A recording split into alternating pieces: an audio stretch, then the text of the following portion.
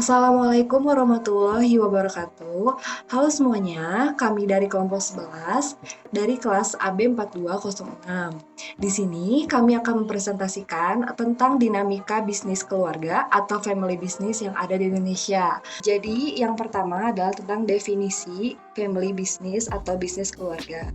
Jadi, family business itu adalah suatu organisasi atau suatu perusahaan yang dibentuk oleh beberapa anggota keluarga dan juga dimiliki oleh anggota keluarga tersebut. Namun, anggota keluarga tersebut boleh mengelola perusahaan tersebut ataupun hanya sebagai pemegang saham keluarga tersebut. Bisnis keluarga terbagi menjadi dua jenis. Yang pertama adalah Family Owned Enterprise atau FOE, yaitu adalah bisnis keluarga yang dimiliki oleh keluarga, didirikan oleh keluarga, namun dikelola oleh profesional dari luar keluarga. Jadi, keluarga tidak mengelola atau turun langsung atau operasi langsung ke lapangan perusahaan tersebut. Yang kedua adalah Family Business Enterprise atau FBE. FBE ini adalah family business atau bisnis keluarga yang didirikan oleh keluarga namun dikelola oleh keluarga itu sendiri.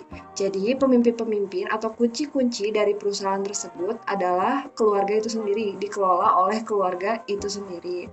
Namun bawahan-bawahannya, karyawan-karyawan yang ada di dalam perusahaan tersebut bisa dari luar keluarga. Saya akan menjelaskan mengenai kekuatan praktek bisnis keluarga.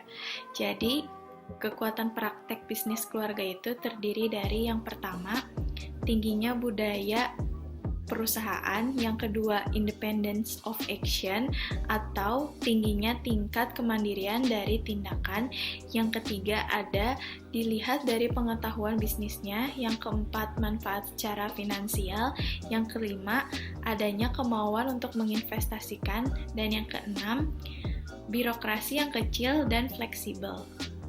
Selanjutnya mengenai faktor makro dan pengaruhnya terhadap bisnis keluarga di Indonesia.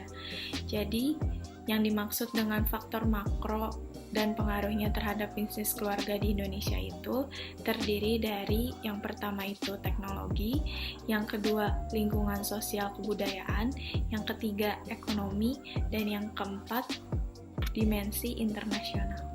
Adapun contoh praktek bisnis keluarga yang ada di Indonesia yang gagal dan juga sukses ialah perusahaan Nyonya Menir dan juga PT HM Sampurna. Pada tahun 1913, Liam Sengte, seorang imigran asal Cina, mulai membuat dan menjual rokok kretek linting tangan di rumahnya di Surabaya. Perusahaan kecil tersebut merupakan salah satu perusahaan pertama yang memproduksi rokok kretek. Popularitas rokok kretek tumbuh dengan pesat pada awal tahun 1930-an.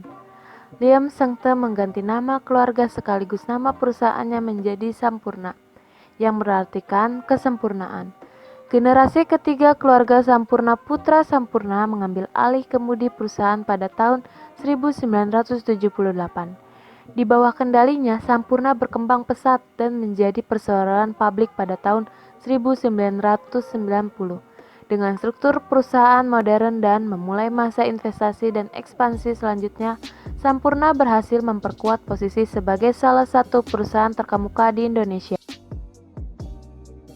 PT Nyonya Menir atau dikenal dengan jamu cap potret Nyonya Menir merupakan salah satu perusahaan asal Indonesia yang memproduksi jamu-jamu tradisional Jawa, yang juga merupakan salah satu pelopor jamu tradisional. PT Nyonya Menir didirikan pada tahun 1919 dengan pusat industri di kota Semarang.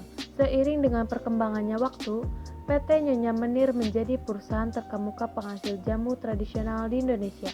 Pada saat kepemimpinan Nyonya Menir, perusahaan mengalami kemajuan pesat dan menjadikan perusahaan berbentuk perseroan terbatas sampai tahun 1967. Suksesi pasca meninggalnya Hans Ramana dengan terjadinya konflik yang berimbas pada perebutan kekuasaan yang menjadi masa kritis bagi manajemen perusahaan. Semuanya berujung dari pengelolaan perusahaan yang mengesampingkan aspek profesionalisme dan kemudian melebar menjadi perselisihan keluarga.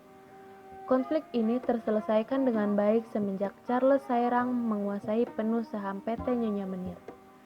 Masalah yang terjadi selanjutnya setelah perusahaan dipegang oleh generasi ketiga, yaitu adanya hutang sebesar 7,4 miliar dan perusahaan tersebut tidak dapat membayar kewajiban perusahaan tersebut, serta kurangnya promosi produk yang menyebabkan produk Nyonya Menir kurang dikenal oleh masyarakat luas. Sehingga pada tanggal 3 Agustus 2017, PT Nyonya Menir dinyatakan pilot oleh Pengadilan Negeri Semarang yang mengakibatkan perusahaan menjadi terbengkalai. Sekian dari kelompok kami, kurang lebihnya mohon maaf. Wabillahi taufiq walhidayah. Wassalamualaikum warahmatullahi wabarakatuh.